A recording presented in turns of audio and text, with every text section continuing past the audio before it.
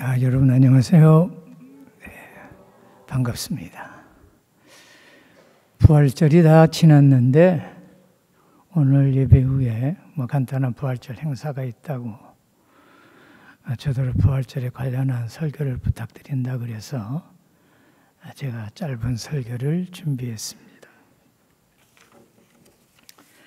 여러분이 아시다시피 성경에는 우리 인간의 상식과 이성, 경험으로 이해할 수 없는 일들이 많이 있습니다. 예를 들어서 구약에 보면은 90세 난 사라가 아들을 낳았어요. 여러분 이해가 되세요? 나이가 90세예요. 또 물이 철철 넘치는 홍해를 갈랐어요. 그것도 이해가 되세요? 또 특별한 조처 없이 소리를 질렀더니 그 견고한 여리고성이 무너져 내렸어요. 등등 해서 성경에는 우리가 이해할 수 없는 많은 기적들로 가득 차 있습니다. 그 중에서도 최고의 기적은, 기적 중에 기적은 다름 아닌 예수님의 동정녀 탄생과 예수님의 부활 사건입니다. 이 두 가지가 다 중요하지만은 예수님의 부활은 더욱더 중요하다 하겠습니다. 예수님이 탄생하신 성탄절이 중요하기는 하지만 어떻게 보면 우리 기독교에서는 성탄절이 없다 할지라도 기독교 신앙에서 결정적인 문제가 발생하는 것은 아닙니다. 그러나 부활절은 기독교에서 절대로 빠져서는 안 됩니다. 가정이지만은 만약 주님이 부활하지 못하셨다면 어떤 일이 벌어졌을까? 고린도전서 15장 14절 15절 읽겠습니다. 그리스도께서 만일 다시 살아나지 못하셨으면 우리가 전파하는 것도 헛것이요 또 너희 믿음도 헛것이며 또 우리가 하나님의 거짓 증인으로 발견되리니 우리가 하나님이 그리스도를 다시 살리셨다고 증언하였습니다. 만일 죽은 자가 다시 살아나는 일이 없으면 하나님이 그리스도를 다시 살리지 아니하셨으리라 하였습니다. 여러분 그렇죠? 만일 예수님께서 다시 살아나지 않으셨다면 우리가 전하는 복음도 우리의 믿음도 헛것이 되고 맙니다. 우리는 거짓말쟁이가 되어 세상 사람들로부터 손가락질을 받게 될 것입니다. 여러분, 우리 기독교와 다른 종교와의 차이점이 무엇이지요? 종교학이나 비교 종교학에서는 종교를 학문의 대상으로 보고 이 종교는 저렇고 이 종교는 어떻고 말하고 있습니다. 학문적으로는 다 그저 비슷비슷하다는 거예요. 여러분 그렇습니까? 아닙니다. 여러분 우리가 믿는 기독교의 최대의 특성이 뭐예요? 최고의 장점이 무엇입니까? 빈 무덤입니다. 세상의 다른 모든 종교의 창시자는 죽은 후 그들이 무덤에 남아있지만은 예수님의 무덤은 남아있지 않습니다. 어디서든지 찾을 수가 없습니다. 제가 스리랑카에 갔었습니다. 한 번 갔는데 너무 아름다워요. 자연이 아름답고 사람들이 그렇게 순수할 수가 없어요. 그래서 제가 5번 갔었습니다. 한 번은 제가 집사람하고 우리 아들 국민학교 다닐 때 같이 갔었어요. 제가 잊지 못하는 그런 경험을 했습니다. 그 스리랑카의 가운데 캔디라는 도시가 있는데 우리나라의 경주 같은 고도입니다. 제가 캔디에 가서 퀸즈 호텔이라는 데 들었어요. 스리랑카가 영국의 식민지였기 때문에 엘리자베스 영국의 여왕이 방문해서 머물렀다는 그런 호텔이에요. 제가 그 호텔에 머무를 때 그 캔디에서 페라하라라는 축제가 열렸습니다. 1년에 한 번 그 캔디에 있는 절에 모시고 있던 부처님의 이빨, 치아살이 사리를 들고 나와서 그 캔디를 한 바퀴 도는 그런 행사였어요. 그래서 저도 외국인을 위한 그런 무대가 있다 그래가지고 15불 내고 표를 사서 그 무대에 앉아 그 페라하라 축제를 보게 되었습니다. 전 세계에서 모인 수많은 불자들이 큰 코끼리 등에 매달아 놓은 부처님 그 살이 조그만 함을 바라보고 그 앞에서 절하고 뭐 야단 법석을 떠는 거예요.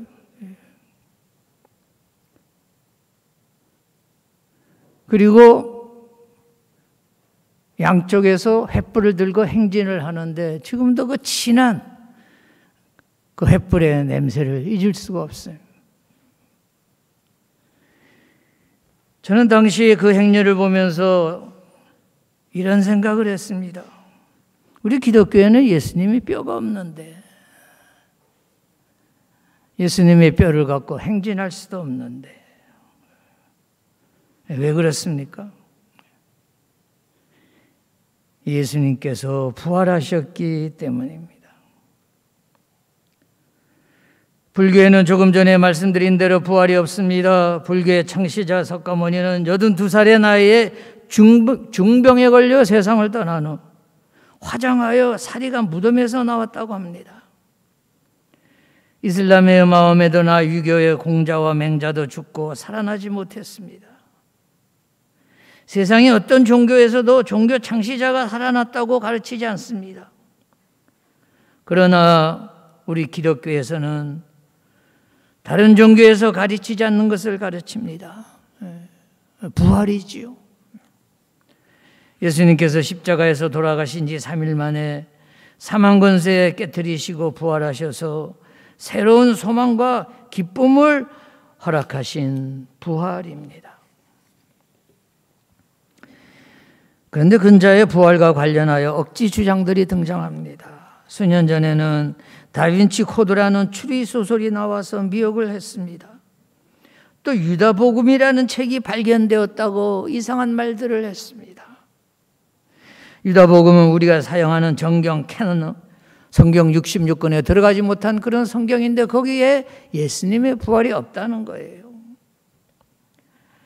최근에는 영화 타이타닉의 제작자인 카메론 감독이 다큐멘터리를 만들었습니다. 예수님의 잃어버린 무덤이라는 다큐멘터리인데 내셔널 지오그래피 TV에 나왔었습니다. 내용은 이렇습니다. 예루살렘 근교에서 예수님의 가족묘가 발견됐다는 거예요. 유골함에 예수, 마리아, 막달라 마리아, 요셉 등의 이름이 새겨져 있으므로 틀림없이 예수님의 무덤이라는 겁니다. 그런데 그건 무식한 발상입니다. 왜냐하면 예수나 마리아 등은 당시 유대인들에게 아주 흔했던 이름입니다. 그래서 예수님을 부를 때 우리는 곧 예수 그리스도라고 그리스도를 붙이는 겁니다. 예수라는 이름을 갖고 있다고 무조건 예수님이라고 주장하는 것은 어불성설입니다. 만일 당시 예수님의 시체를 찾으려고 혈안이 됐었는데 무덤 위치를 뻔히 알고 있었으니까 아닌 말로 제자들을 잡아다가 고문하면은 아마 쉽게 찾을 수 있었을 거예요. 여러분, 성경에도 많은 역사적 자료들이 있습니다. 부활을 믿는 자들에게는 있으나 마나한 거지만은 변증을 위해서는 꼭 필요한 자료들이 있습니다. 이런 자료들을 역사학자의 관점에서 검토한 결과 부활은 확인할 수 없는 역사적 사실임이 판명되었습니다. 대표적으로 옥스퍼드 내 역사학 교수였던 토마스 아놀드는 역사학자로서 학자적 양심을 가지고 이렇게 고백했습니다. 나는 수년 동안 예수 그리스도의 죽음과 부활에 대해 자세히 알아보았다. 다른 사람보다 나 자신을 위해 확실한 답을 얻기 위한 노력이었다. 그 결과 예수의 부활보다 더 완벽하게 증명할 수 있는 사실, 역사적 사실, historical fact, 인류 역사상 없다는 것을 확인했다. 무슨 말입니까? 예수님의 부활 사건만큼 사료가 많은 예를 찾아보기 힘들다는 점입니다. 그런데 무엇보다 가장 드라마틱한 증거는 기독교사에 있었던 수많은 순교자들의 죽음입니다. 순교자란 예수님의 부활을 부인할 수 없어서 자기 목숨을 바친 사람들입니다. 여러분, 예수님의 부활이 거짓이라면 누가 거짓을 위해서 자기 목숨을 버리겠어요? 예수님의 부활 이후 오늘까지 1억 명에 가까운 순교자가 나왔다고 합니다. 지금도 어떤 글을 읽어보니까 매년 세계도처에서 10만 명 정도의 순교자가 나온다는 글도 읽었습니다. 예수님의 승천 직후 초대교회 시대에는 사도들은 물론이고 수많은 그리스도인들이 부활을 증거하기 위하여 순교했습니다. 여러분, 증인이란 말이 나중에 순교자란 단어가 된 것을 아세요? 헬라어로 증인이 마루투인데 영어 순교자가 마터, M-Y-R-T-Y-R, 마터, M-A-R-T-Y-R로 바뀐 것입니다.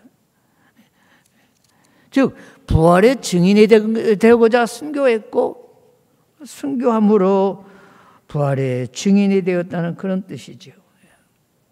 시간이 가서 긴 말씀 드리지 않겠습니다. 사랑하는 성도 여러분, 부활 신앙은 무엇보다 이와 같은 역사적 진실을 바탕으로 하여 믿는 신앙입니다. 어떻게요? 여러분은 이 사실을 믿으세요? 꼭 믿으시기 바랍니다. 부활을 믿어야 부활 신앙이지요. 여러분, 우리 기독교는 생명의 종교입니다. 구원의 종교입니다. 영생의 종교입니다. 부활의 종교입니다. 아무쪼록 여러분, 예수님께서 사망권세 깨뜨리시고 사흘 만에 부활하셨음을 꼭 믿으시기를 간곡하게 부탁을 드리면서 오늘 설교를 마치도록 하겠습니다. 기도하시겠습니다.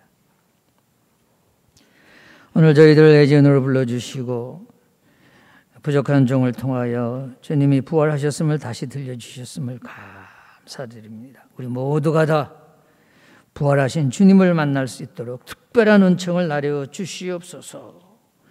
이 모든 말씀 예수님 이름으로 기도드렸습니다. 아멘.